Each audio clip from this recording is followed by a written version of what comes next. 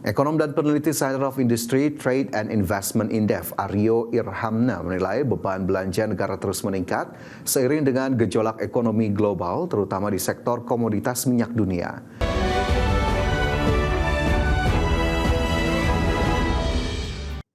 Pemirsa, defisit APBN yang melebar menurut ekonom Indef bukan saja disebabkan perang Amerika-Israel terhadap Iran. Pelebaran batas defisit APBN juga terjadi lantaran pengelolaan keuangan dan belanja negara yang dinilai kurang hati-hati.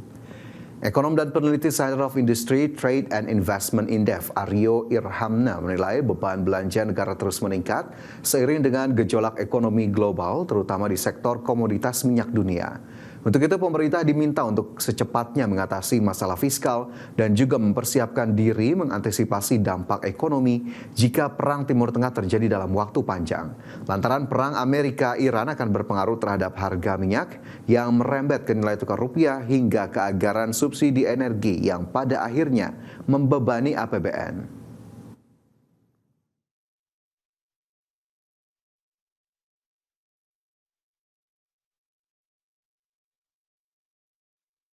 Pemirsa, Kementerian Energi dan Sumber Daya Mineral memastikan bakal menerapkan biodiesel 50% atau 50 pada 1 Juli 2026. Hal ini menyusul sudah dilakukan uji coba ke berbagai kendaraan hingga alat berat selama 6 bulan.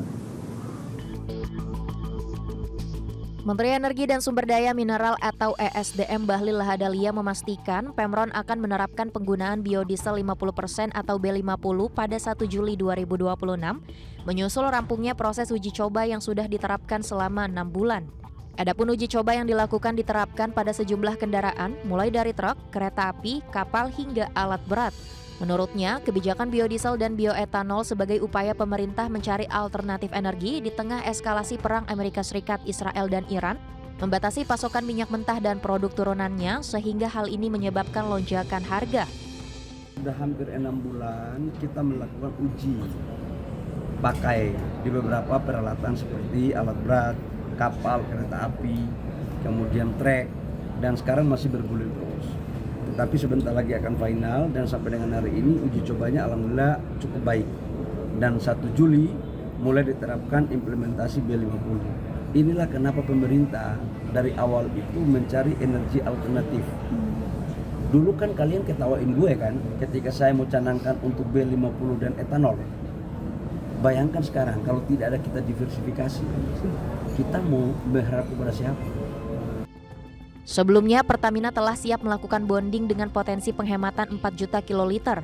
Dan dalam 1 tahun atau 6 bulan, ada penghematan dari fosil dan subsidi biodiesel sebesar 48 triliun. Dari Jakarta, Ade Firmansyah, IDX Channel. Kepala Badan Pengaturan BUMN Doni Oskaria menyatakan komitmennya dalam mendukung program percepatan pembangunan rumah susun bagi masyarakat Indonesia. Nantinya rumah susun subsidi yang dibangun diharapkan dapat terintegrasi dengan berbagai fasilitas seperti sekolah, rumah sakit, hingga rumah ibadah. Kepala Badan Pengaturan BUMN Doni Oskaria menyatakan komitmennya di dalam mendukung program percepatan pembangunan hunian vertikal atau rumah susun bagi masyarakat berpenghasilan rendah dan juga tanggung. Komitmennya tersebut diwujudkan dengan telah disiapkannya lahan-lahan milik BUMN di 5 kota besar seperti Jakarta, Bandung, Surabaya, Makassar, dan Medan. Doni Oskaria mengaku saat ini pihaknya telah melakukan mapping aset-aset milik BUMN yang dapat dilakukan pembangunan rumah susun.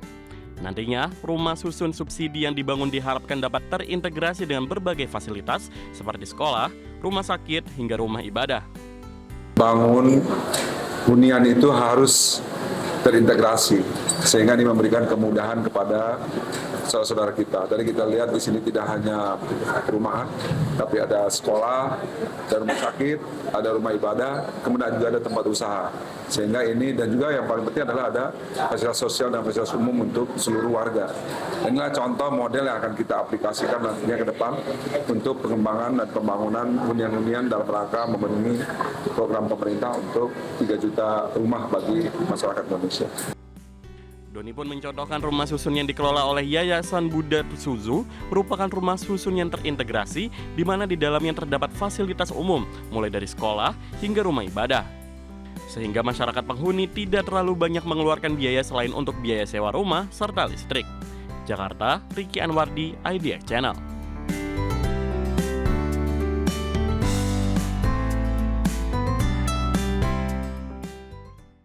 Pemirsa, ketegangan di Teluk Persia kian meruncing setelah pemerintah Iran secara tegas menolak syarat pembukaan kembali Selat Hormuz dalam proposal gencatan senjata. Teheran justru bersiap memberlakukan tatanan operasi baru yang permanen di jalur pelayaran energi dunia tersebut, mengabaikan ancaman serangan militer dari Amerika Serikat. Pemerintah Iran mengonfirmasi telah menerima proposal gencatan senjata sementara selama 45 hari dari pihak mediator. Namun melansir dari Reuters per 6 April 2026, Teheran menolak keras jika pembukaan Selat Hormuz dijadikan syarat utama dalam kesepakatan tersebut. Salah satu pejabat senior Iran menilai bahwa Amerika Serikat belum siap untuk gencatan senjata permanen, sehingga pihaknya tidak terburu-buru dalam mengambil keputusan.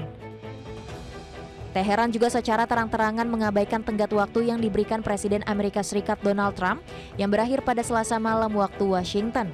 Di tengah negosiasi yang alot, Garda Revolusi Iran atau IRGC justru menyatakan tengah menyelesaikan persiapan untuk memberlakukan kondisi operasi baru di Selat Hormuz. IRGC memperingatkan bahwa tatanan di Teluk Persia telah berubah total dan situasi di selat tersebut tidak akan pernah kembali seperti semula, terutama bagi armada Amerika Serikat dan Israel.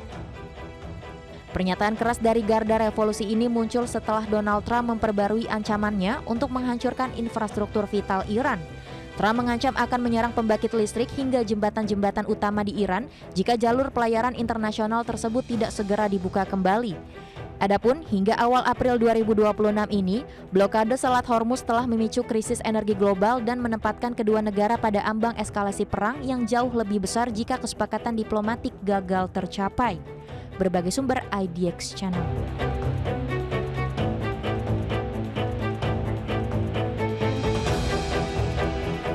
Komisi Uni Eropa tengah mengevaluasi seluruh kemungkinan untuk menghadapi krisis energi, termasuk pembatasan distribusi BBM dan pelepasan tambahan minyak dari cadangan darurat.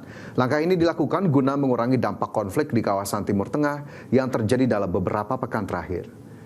Komisaris Energi Uni Eropa Dan Jorgensen menyampaikan bahwa pihaknya juga mempertimbangkan penjatahan BBM untuk menghadapi potensi guncangan energi berkepanjangan, termasuk menyusun rencana untuk mengatasi konsekuensi struktural dan jangka panjang, di mana persiapan skenario terburuk terus dilakukan meski blok ekonomi tersebut belum sampai pada tahap perlu menjatah produk vital seperti bahan bakar pesawat maupun solar.